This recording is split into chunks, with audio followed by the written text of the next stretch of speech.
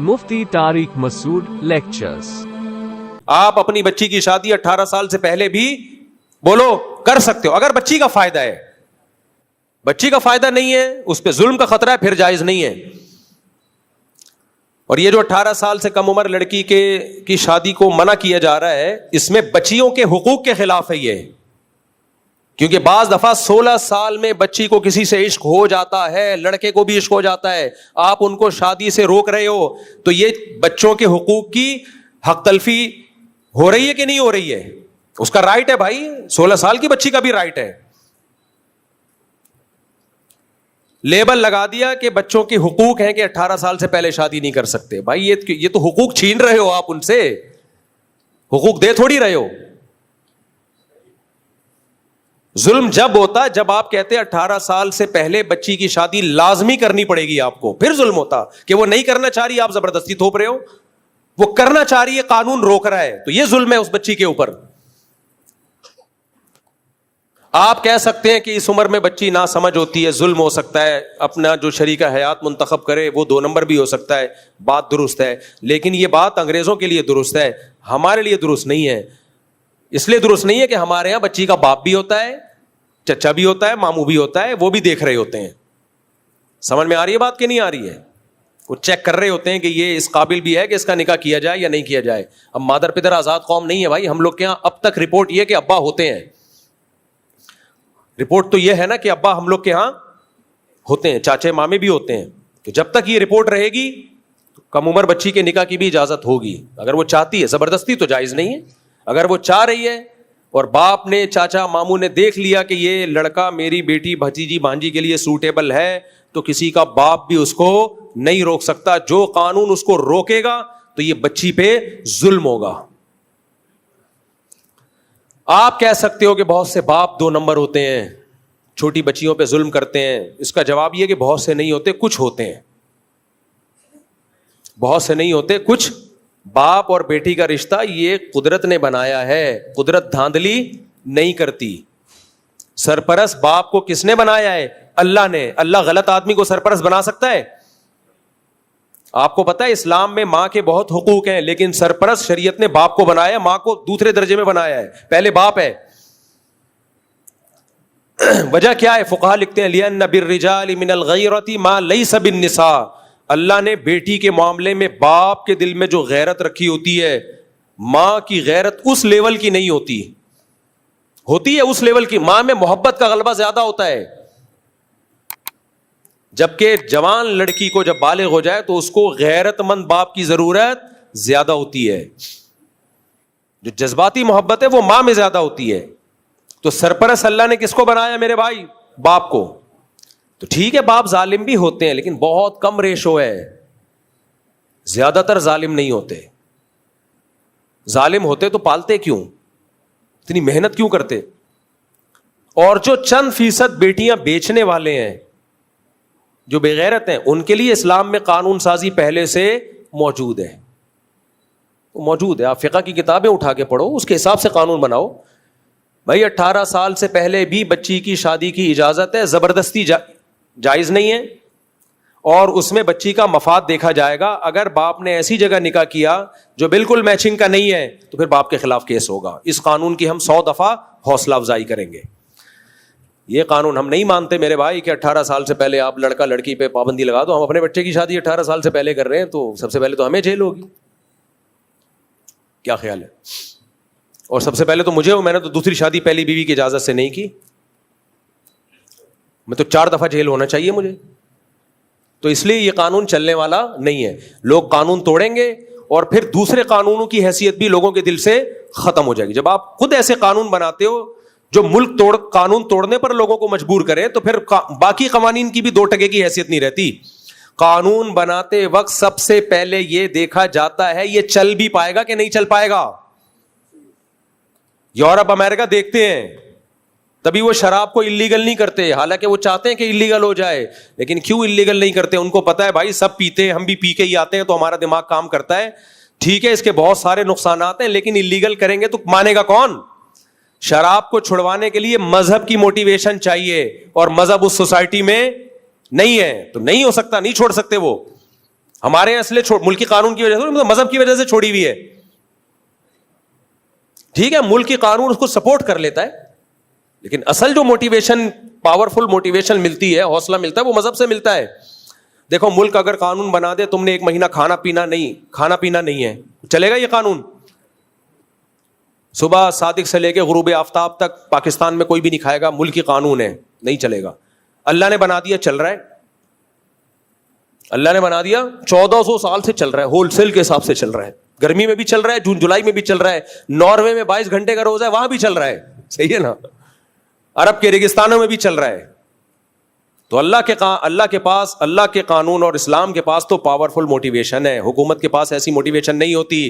تو جب اسلامی حکومت اور اسلام کا قانون ٹکرائے گا, اسلام کہہ رہا ہے بچی کی جلدی شادی صرف جائز نہیں بلکہ ترغیب ہے, کرو. اگر اچھا رشتہ ملتا ہے, نہیں ملتا پھر نہیں, اس کے جوڑ کا مل رہا ہے تو کرو, دیر مت کرو. اور اگر زنا کا خطرہ ہے تو پھر لازمی واجب ہے, نہیں کیا گنہگار ہوگے. اور ملک کی قانون کہہ رہا ہے 18 سال سے پہلے نہیں کر سکتے. تو اسلام کے کہنے پر ہم جون میں ریگستان میں 1 مہینے کا روزہ رکھ سکتے ہیں, تو بچی کی شادی کیوں نہیں کر سکتے میرے بھائی؟ کیا خیال ہے یار؟ تو یہاں تو ملک اسلام سے جب ٹکرائے گا تو قوانین کی 2 ٹکے کی حیثیت نہیں رہے گی. اب ملک کے قانون تو مجھے تھوڑی دوسری شادی کی اجازت دیتے ہیں, ہم 4 کر بیٹھے. کیوں میں پاگل ہوں یار؟ میں اس غیر اسلامی قانون کی وجہ سے اپنا نقصان کروں یار, اپنی نسل روکوں میں؟ بیگم مجھے اجازت نہیں دے رہی, میں معاذ اللہ زنا کی طرف چلا جاؤں, دوستیوں کی طرف چلا جاؤں, تو اٹھا کر پھینک دو باہر گلی میں. نئی تہذیب کے انڈے ہیں, بولو گندے. اس لیے یہ جو خاندانی نظام پر میں اتنا چیختا رہتا ہوں, اسی لیے چیختا رہتا ہوں کہ ہمارے مسلمانوں میں بھی وہی کلچر آ رہا ہے. خاندانی نظام کی ایسی کی تیسی ہو رہی ہے. تو تمہارا بڑھاپا بھی جاپانیوں والا ہوگا, چائنا والا بڑھاپا ہوگا. میں نے بتایا نا, ملیشیا میں 2 چائنیز بڈھیاں دیکھی میں نے. ملیشیا میں ہم جس مولانا صاحب کے گھر میں ٹھہرے ہوئے تھے, پڑوس میں چائنیز خواتین رہتی تھیں. میں گیا ان سے ملنے تو 2 بڈھیاں بالکنی میں بیٹھی ہوتی تھی, آنکھوں سے آنسو, تنہائی. تو مجھے ان پڑوسیوں نے بتایا, جو میرے ہوسٹ تھے, انہوں نے بتایا کہ سال میں 1 آدھ دفعہ ان کا بیٹا یا کوئی بیٹی آ جاتی ہے, کوئی پھول وول لے کے, تھوڑا ہیلو ہائی کر کے پتلی گلی سے نکل جاتے ہیں, کوئی پوچھنے والا نہیں. گورنمنٹ آتی ہے, خیال کرتی ہے حکومت. یہ دنیا میں انگریزوں نے ہمیں ڈال دیا اس حماقت پہ. انہوں نے بولا اولاد گفٹ نہیں ہے بلکہ بوجھ ہے. یقیناً ہے, گوروں کے لیے ہے بوجھ, انگریزوں کے لیے اولاد بوجھ ہے, کیونکہ ان کے ہاں بچے ماں باپ کو نہیں پالتے, تبھی تو وہ کتے پالتے ہیں. وہ ان کے ہاں بوجھ ہے. کو پتا ہے ہمارے کسی کام کی نہیں ہے. اولاد کے رائٹس ماں باپ کے رائٹس سے زیادہ ہیں. پتا ہے مرے ہوئے ہوں گے, پتہ نہیں جنازے میں بھی آئے گا کہ نہیں آئے گا, کچھ آتے بھی ہیں, ایسا نہیں ہے. تو بھائی وہ توحید پرست تھوڑی ہیں, وہ کلمہ گو تھوڑی, ہم کلمہ گو ہیں. جب اللہ کی بات پہ بغیر دیکھے ایمان لا رہے ہو اور جمعہ پڑھنے آ رہے ہو, تو جس اللہ نے جمعے کو فرض قرار دیا ہے اسی اللہ نے بولا ہے کہ رزق کی تنگی سے اولاد کو مت روکو. تو وہاں اللہ کی بات سمجھ میں کیوں نہیں آ رہی؟ یہ والا بڑھاپا چاہتے ہو, ٹھیک ہے, نہ ٹائم پہ شادی کرو, نہ بچے پیدا کرو. بچے 2 ہی اچھے, تربیت یافتہ. ایک کو ڈاکٹر بناؤ, ایک کو کیا بناؤ, انجینئر بناؤ. اور ظاہر ہے اچھا ڈاکٹر, اچھا انجینئر پاکستان میں تھوڑی رہے گا, UK جائے گا, امریکہ جائے گا. تو وہ جو 2 بچے نکلے تھے وہ بھی بڑھاپے میں کہاں ہوں گے؟ بولو نا, باہر. اور آپ بڈھا بڈھی یہاں پہ 1000 گز کے بنگلے میں ایک دوسرے کا منہ تک رہے ہوگے, ایک دوسرے کا منہ تک رہے. قرآن کے الفاظ کیا ہیں؟ وَبَنِينَ شُهُودًا, اللہ کہتے ہیں میں نے انسان پر احسان کیا. وَبَنِينَ شُهُودًا, اسے بیٹے دیے حاضر رہنے والے. باہر ملکوں میں یہی تو ہو رہا ہے, خاندانی نظام کی ایسی کی تیسی. تو ایک بچہ باہر امریکہ گیا ہوا ہے, ایک کہاں گیا ہوا ہے, UK گیا ہوا ہے, بوڑھے ماں باپ اکیلے. لوگ کہتے ہیں وہاں بلا لیتے ہیں، بلا کے بھی بیچارے کیا حال ہوتا ہے یار، وہ بات تھوڑی ہوتی ہے. وہ چلے بھی جبھی جاتے ہیں جب ان کا یہاں کچھ ہوتا نہیں ہے، ورنہ بوڑھا کہاں جائے گا اپنے خاندان کو چھوڑ کر، اپنی جگہوں کو چھوڑ کر. تو اس لیے جو شریعت ہے نا اس کو فالو کرو، اسلام کو فالو کرو. اور توکل کس پہ کرو؟ بولو اللہ. کیونکہ جہاں زیادہ بچوں کی شادیوں کی بات آئے گی فوراً سوال ہوگا کھلائیں گے کہاں سے. بھائی مہنگائی کا دور ہے بھائی، صرف پیدا ہی نہیں کرنا ہوتا، پالنا بھی ہوتا ہے. تو کون کہہ رہا ہے کہ پالنا نہیں ہے؟ ایک مثال دے کے بس آگے چلتا ہوں، میں اصل بیان کی طرف آتا ہوں، یعنی اصل بیان سے ہٹتا ہوں، اصل بیان کی طرف آتا ہوں. تو دیکھو لوگ یہ کہتے ہیں کہ اتنے بچے ان کو پالیں گے کیسے، ہم ان کی تربیت نہیں ہو پائے گی.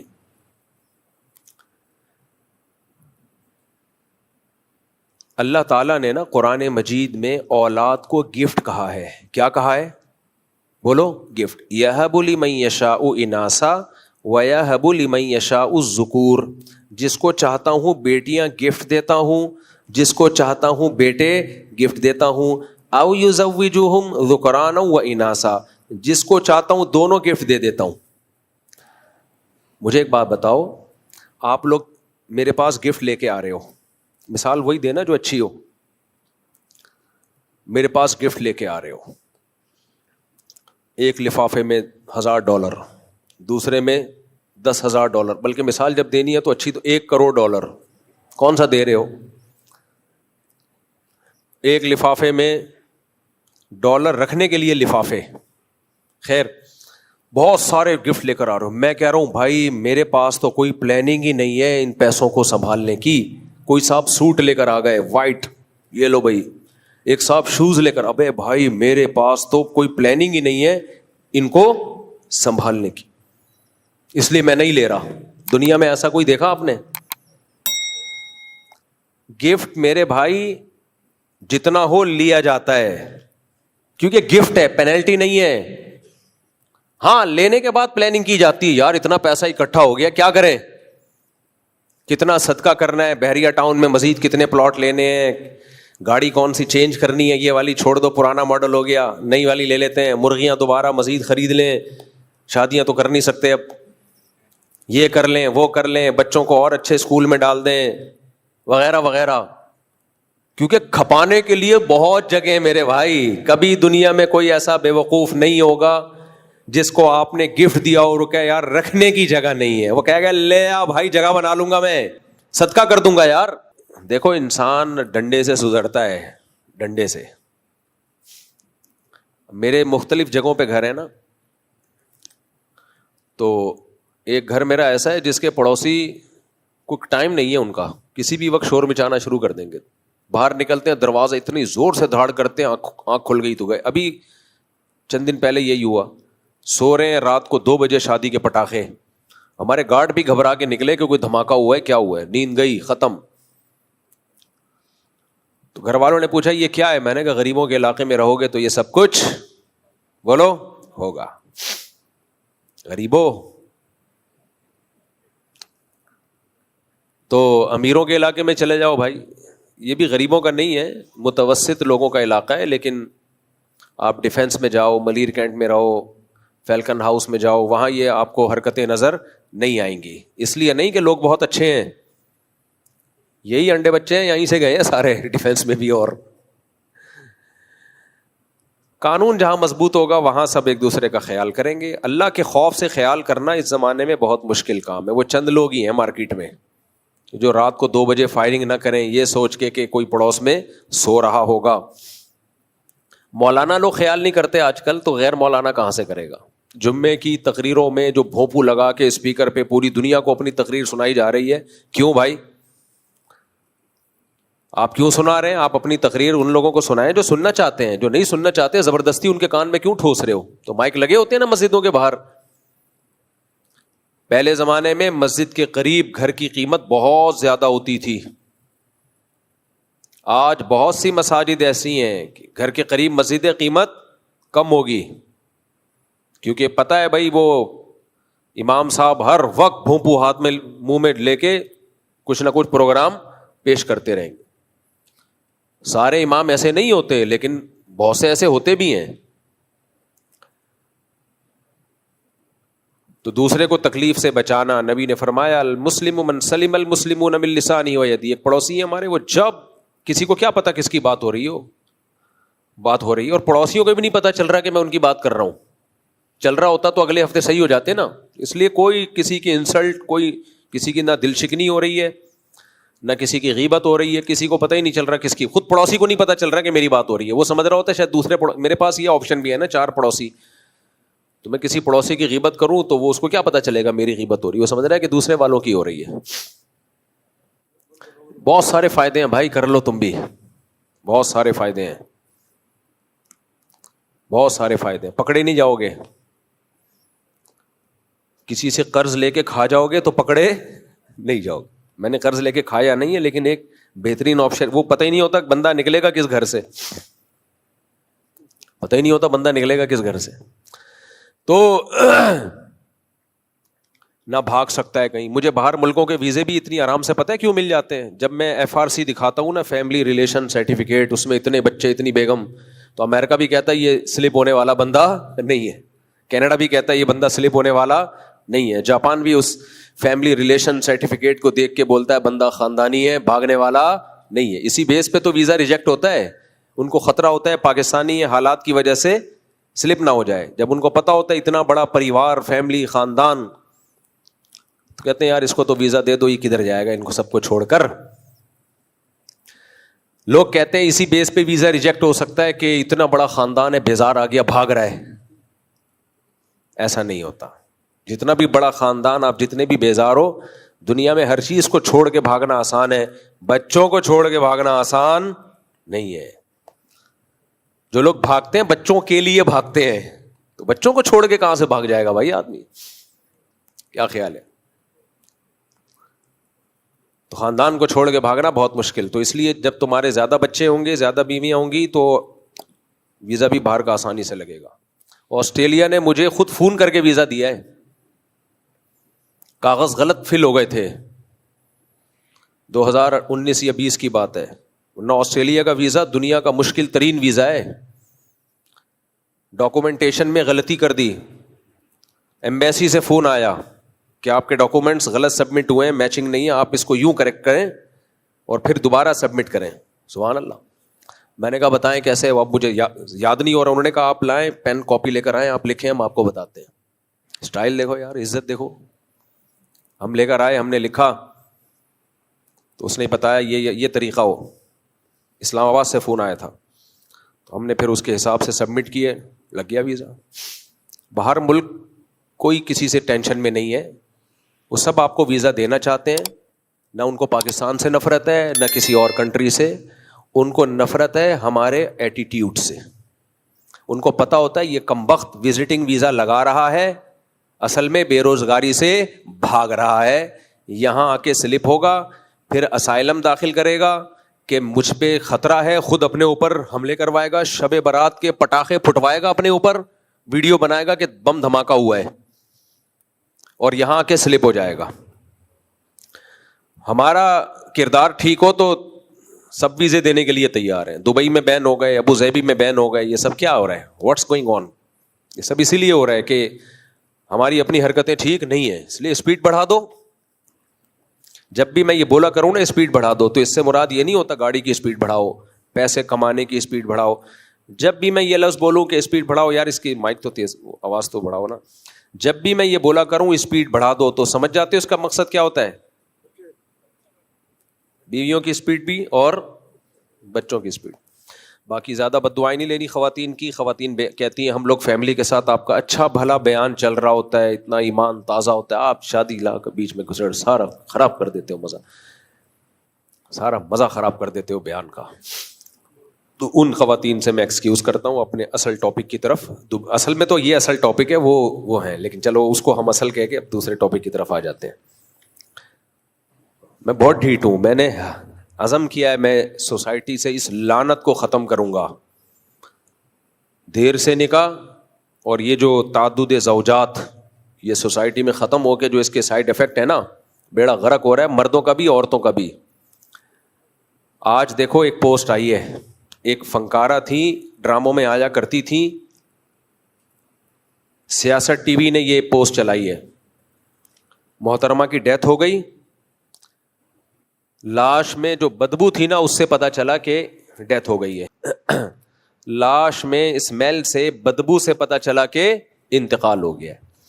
یہ جتنی سیلیبریٹیز ہیں نا, ڈراموں فلموں میں آنے والے گلوکار, فنکار, اداکار, کامیڈین جو ہوتے ہیں, جوانی میں بہت انجوائے کرتے ہیں لائف کو, لیکن ذرا سا بڑھاپا شروع ہوا, ذرا سا, پبلک بھی چھوڑ دیتی ہے, خاندان بھی چھوڑ دیتا ہے, شوہر بھی چھوڑ دیتا ہے, بچے بھی چھوڑ دیتے ہیں.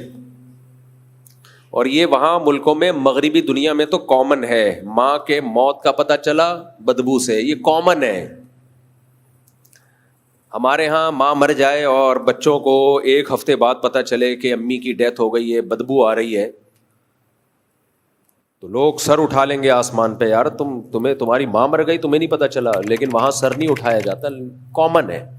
میں نے بتایا تھا نا ابھی حج پہ ہمارے ایک دوست ملے, کہنے لگے وہاں ہماری کولیگ تھی, اس کے پاس فون آیا ماں کا کہ میں مرنے والی ہوں, آ جاؤ. نہیں گئی وہ. کہتے میں نے کہا کیوں نہیں جا رہی؟ ورکنگ ڈے ہے بھائی, چھٹی کا دن تھوڑی ہے. ماں مر گئی. سمجھ رہے کہ نہیں سمجھ رہے؟ یہ ہے ریلیشن, اخلاق. Nice to meet you. English جب ہم سیکھتے ہیں تو سب سے پہلے ہمیں یہی سکھایا جاتا ہے, نائس ٹو میٹ یو. اس نے پہلے کہنا نائس ٹو میٹ یو, آپ نے جواب میں کہنا nice to meet you too. سمجھ رہے ہو؟ نہیں یار یہ سمجھ میں چھوڑو یار. تو وہ محترمہ ڈراموں میں آیا کرتی تھی, اللہ مغفرت فرمائے بیچاری کی, بہرحال مسلمان تھی. تو آخری وقت بہت ڈپریشن میں گزرا, تنہائی میں گزرا. میں لوگوں سے کہتا ہوں خدا کے لیے عبرت حاصل کرو, بچے پیدا بھی کرو, ان کو دین بھی سکھاؤ.